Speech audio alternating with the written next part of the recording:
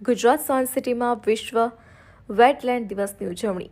વેટલેન્ડ્સમાં સંરક્ષણ અને જૈવ વૈવિધ્ય પર વિશેષ જાગૃતિ કાર્યક્રમ. અમદાવાદ સ્થિત ગુજરાત સાયન્સ સિટીમાં વિશ્વ વેટલેન્ડ દિવસની ઉજવણી અંતર્ગત એક વિશેષ જાગૃતિ કાર્યક્રમનું આયોજન કરવામાં આવ્યું હતું.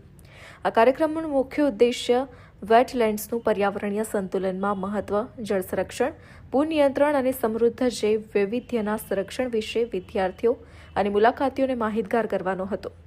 કાર્યક્રમ દરમિયાન વિદ્યાર્થીઓ અને મુલાકાતીઓએ માહિતીસભર સત્રોમાં ભાગ લઈ વેટલેન્ડ્સ કેવી રીતે કુદરતી રીતે પાણીનો સંગ્રહ કરે છે, પૂરથી રક્ષણ આપે છે અને અનેક પ્રાણી વનસ્પતિ પ્રજાતિઓ માટે આવાસ પૂરું પાડે છે તે અંગે સમજ મેળવી.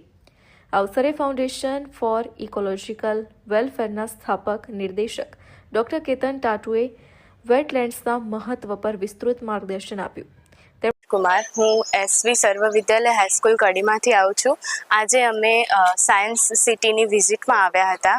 તો ડૉક્ટર કેતન સરે અમને વર્લ્ડ વેટલેન્ડ્સ ડે પર અમને સ્પીચ આપી.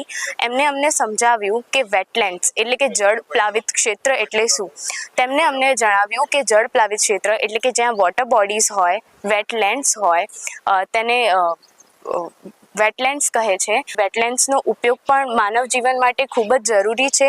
તેમજ પ્રાચીન સંસ્કૃતિ તે પણ. સર્વ વિદ્યાલય સ્કૂલ કડીમાં 11-12 સાયન્સમાં બાયોલોજી ટીચર છું.